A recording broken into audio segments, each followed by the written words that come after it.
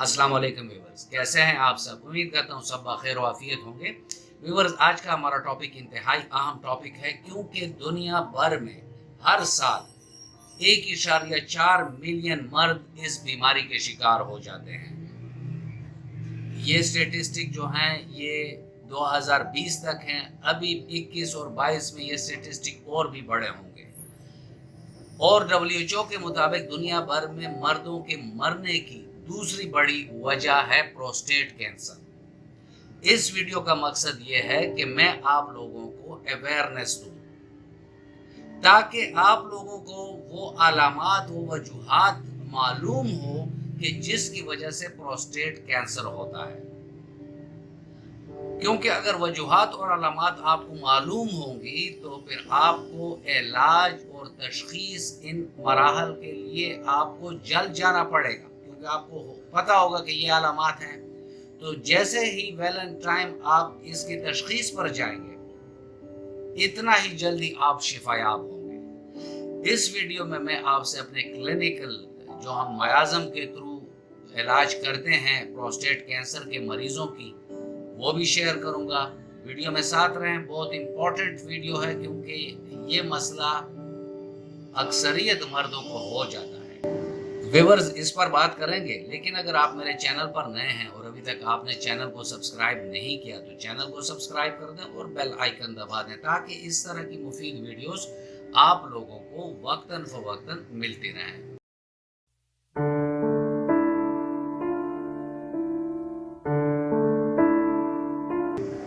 Viewers, जो prostate gland है ये मर्दों के जो खुशियाँ हैं, इसके अख्ताम पर और मकद के बीच ये मौजूद होता है। इसका फंक्शन जो है ये स्पर्म्स की ट्रांसपोर्टेशन को इजी बनाता है। इसका एक फ्लूइड आता है जिसकी वजह से यूरिथ्रा स्लिपरी होता है और स्पर्म जो हैं वो शूट करके वहाँ से गुजरते हैं। क्योंकि अगर ये फ्लूइड डिस्चार्ज ना हो प्रोस्टेट के ग्लैंड से और स्पर्म बिल्कुल खुश्क यूरिथ्रा से आए, तो हर रोज हर एजेकुलेशन में, हर इंटरकोर्स में मर्द का यूरिथ्रा रप्चर हो सकता है, इतनी स्पीड होती है इनकी। तो यही वो फ्लूइड है जिसकी वजह से इसकी आसानी होती है। और ये अखरोट के दाने जितना होता है, इसमें बाज़ औक़ात इन्फ्लेमेशन भी हो जाती है, इसका साइज बढ़ जाता है, जिसकी वजह से भी तकलीफ होती है। उसकी वीडियो ऑलरेडी मेरी है और एंड स्क्रीन पर आपको उसका लिंक भी मिल जाएगा। यहाँ हम बात करते हैं प्रोस्टेट कैंसर की। तो अब हम चलते हैं और देखते हैं कि प्रोस्टेट कैंसर की वो अलामात कौन सी हैं कि जिसको हर इंसान का जानना ज़रूरी है। इसमें यह होता है कि पेशाब जारी करते हुए मरीज को बहुत दिक्कत का सामना करना पड़ता है, यानी वो बहुत मुश्किल से पेशाब को जारी करता है। फिर उसकी धार कमज़ोर होती है, उसकी स्पीड कम होती है, उसमें बंदिश बार बार आती है, बंद हो जाता है, फिर जारी हो जाता है, बंद हो जाता है, फिर जारी हो जाता है। इस टाइप की मसले मसाइल उसमें देखने को मिलते हैं। बाज़ मर्दों में हमने ये अलामत भी देखी है कि वो कहते हैं कि पेशाब सिर्फ हमारा खड़े होकर होता है। बैठ जाएं कमोड पर, इंग्लिश है या कन्वेंशनल जो देसी कमोड्स हैं उस पर बैठ जाएं तो उधर हमें पेशाब ही नहीं आता। हमें ऐसा एहसास होता है जैसे हमारे मकद और टेस्टिस के बीच किसी ने बॉल रखा हो।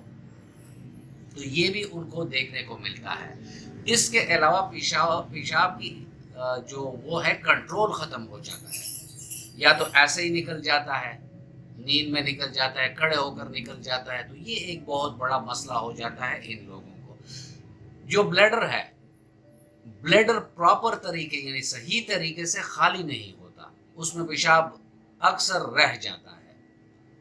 तो ये एक और मसला हो जाता है कि अगर पेशाब इसी तरह रहे वक्फे से, तो वहाँ स्टोन कंक्रीशन और रेजिड्यू और बैक्टीरियाज के लिए एक बहुत फेवरेबल एटमॉस्फेयर हो जाता है अगर पेशाब उसमें हर वक्त मौजूद रहता हो। इसके अलावा इन मर्दों को अपने हड्डियों में दर्द होता है, इनकी हड्डियों में इनको पेन फील होता है। इसके अलावा ये लोग रात को कई बार पेशाब के लिए उठते हैं। इनका वजन बगैर किसी वजह के कम होना शुरू हो जाता है। इनके पेशाब में खून आता है, इनके मनी में यानी स्पर्म्स में یا جو فلوئڈ آ رہا ہے پروسٹیٹ کی طرف سے اس میں بھی خون آ سکتا ہے۔ اس کے علاوہ ان کی جو لیبیڈو ہے وہ بہت زیادہ کم ہو جاتی ہے، ان کی خواہشات انتہائی کم ہو جاتی ہے۔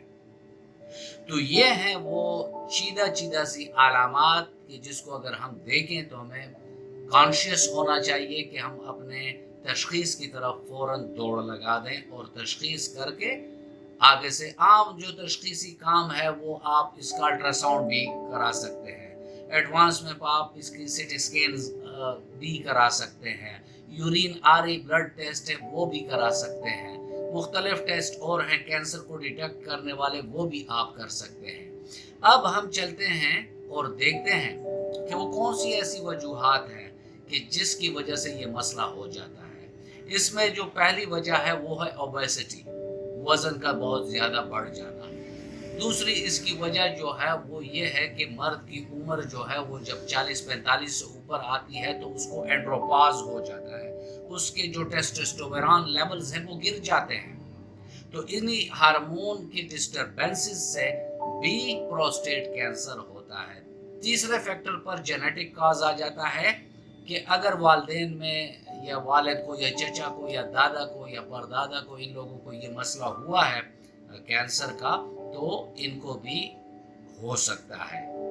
اور بعض ایسی قومیں ہیں جیسے افریقن امریکن یا بلیک لوگ جو ہیں ان کو بھی بہت زیادہ چانس ہوتا ہے کہ ان کو پروسٹیٹ کینسر ہو جائے۔ تو یہ کچھ ایسی وجوہات تھیں جس کی وجہ سے یہ مسئلہ آتا ہے۔ اب ہم چلتے ہیں اور دیکھتے ہیں کہ ہومیوپیتھک میں ایسی کون سی ادویات ہیں کہ اگر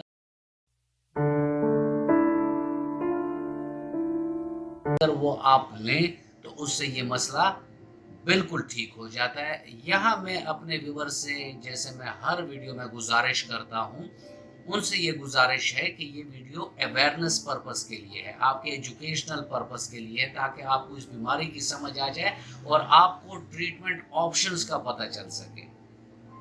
اس ویڈیو کا مقصد قطعاً یہ نہیں کہ جو میڈیسن ہم علامات کے مطابق بتاتے ہیں وہ آپ ساری لے کر کھانا شروع کر دیں، اس طرح نہیں ہوتا۔ آپ کو اپنے قریبی کمپیٹنٹ ہومیوپیتھک ڈاکٹر سے ملنا چاہیے تاکہ وہ آپ کو بالمثل دوائی دے سکے۔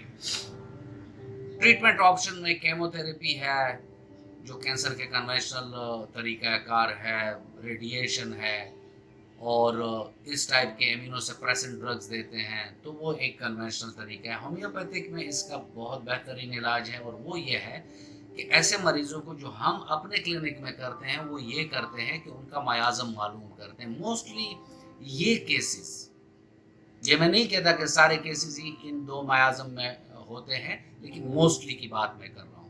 اس میں آپ کو 3 میازم بتاؤں گا کہ جو نمبر وائز اس میں انوالو زیادہ ہوتے ہیں، جو ہم نے اپنے کلینکل پریکٹس میں دیکھے ہیں۔ اس میں جو میازم آتے ہیں وہ میں آپ کو نمبر وار بتاؤں گا۔ فرسٹ میں آتا ہے کینسر میازم، سیکنڈ میں آتا ہے سائیکوسس میازم، تھرڈ میں آتا ہے سفلس میازم۔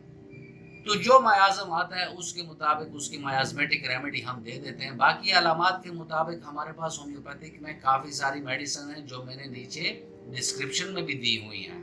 یہاں میں آپ کو اس کا ذکر کر دوں، اگر پروسٹیٹ گلینڈ انلارج ہو گیا ہے، اس میں انفلیمیشن آ گئی ہے اور وہ اپنے سائز سے بڑھ گیا ہے، پیشاب میں رکاوٹ ہے، پیشاب صحیح نہیں ہو رہا، پیشاب کی دھار کمزور ہے، تو ایسے میں ہماری ایک دوائی ہے سیبل سیرالوٹا کیو طاقت میں 10 قطرے صبح دوپہر شام 1 کپ نیم گرم پانی میں اگر آپ دیں گے تو پروسٹیٹ کی انفلیمیشن اور یہ مسئلے مسائل ختم ہونا شروع ہو جائیں گے۔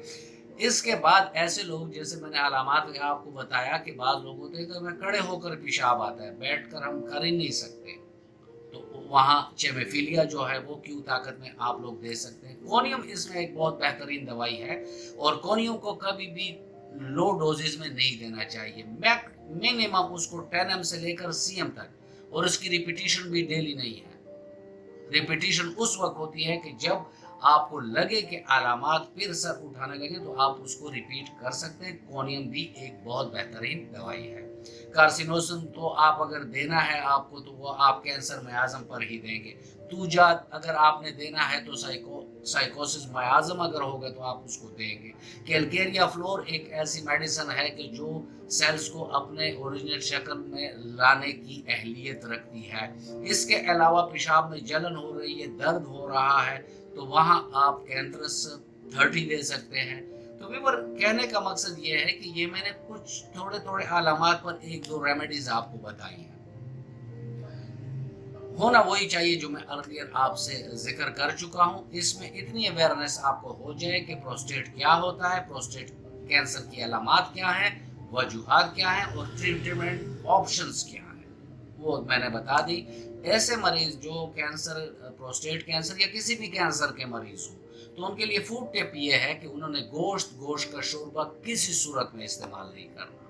उन्होंने ग्रीन लीफी वेजिटेबल्स लेनी है, उन्होंने फ्रूट लेने हैं, जो हर मौसम के फ्रूट होते हैं वो लेने हैं, क्योंकि इनमें एंटीऑक्सीडेंट्स होते हैं, एंटी इन्फ्लेमेटरी प्रॉपर्टीज होती हैं। ये फ्रूट वेजिटेबल जो अल्लाह रब्बुल इज़्ज़त ने बनाई है, इसमें हमारे बॉडी के लिए ऐसे इंग्रेडिएंट्स होते हैं कि ये हमारे बॉडी को डिस्ट्रक्शन या तबाही से बचाती है। ऐसे मरीजों को पानी का इस्तेमाल ज़्यादा करना चाहिए। 18 से 20 गिलास ये लोग पानी पिएं और अपने इलाज और मुअल्लिज के हिदायत पर अमल करें। अगर वो इस तरह करेंगे तो इंशाअल्लाह रहमान इस मूजी मर्ज से वो जल्द शिफायाब हो जाएंगे।